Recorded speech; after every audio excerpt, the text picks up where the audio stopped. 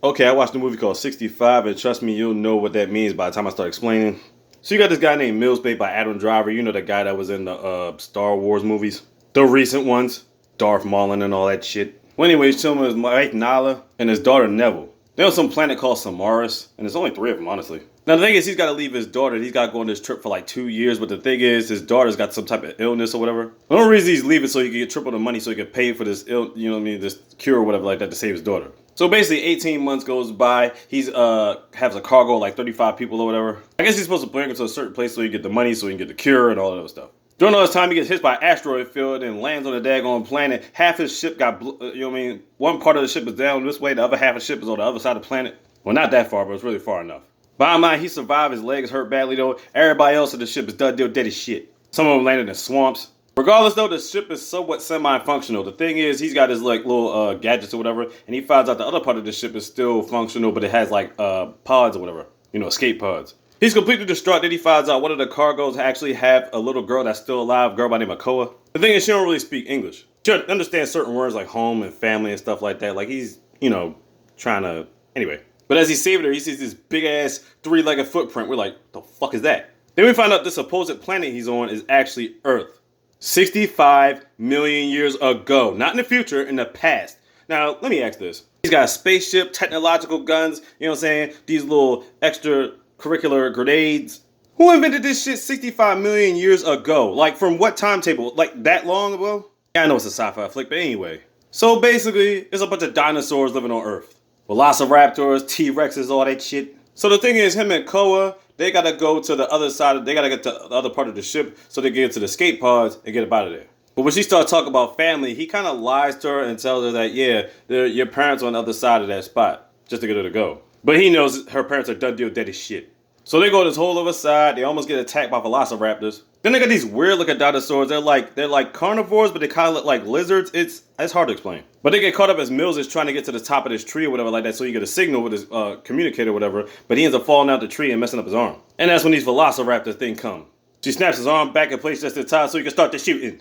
He saves her from all that, but then one grabs her neck and then he starts dragging her away or whatever like that. But then he comes and saves the day and then the velociraptor disappears. But she's still kind of traumatized, and for good reason.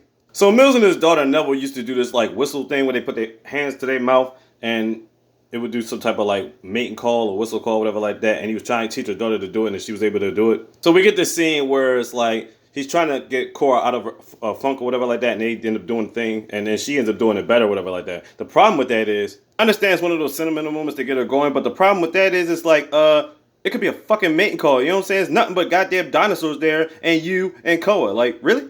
But anyway, it gets to a point where they get to this cave, right? After climbing the freaking mountains. So he's got this little tracker set up around them, but they, you know, where they can try to sleep, you know what I'm saying, in case dinosaurs or anything like that pop out, whatever like that. The thing is, she ends up waking up. Mills wakes up, the trackers are going off. You're like, is there a dinosaur approaching or whatever like that? Then he ends up going towards Koa, and then he looks inside her mouth, and there's big ass bugs in her mouth. He's like, oh shit. He ends up killing it, she ends up throwing it up, the bug is gone. But their troubles ain't gone, because all of a sudden they start hearing dinosaurs. You're like, wait a minute, are we in a dinosaur cave? All of a sudden, this big T-Rex is right behind them. We're like, oh snap, we gotta get the fighting and shooting. And they gotta go further in the cave because this T-Rex got him cornered. Then when in the cave, they try and go through this little rock thing or whatever like that, and then Koa ends up getting trapped in the rocks. He's like, oh snap, the rocks just crushed Koa?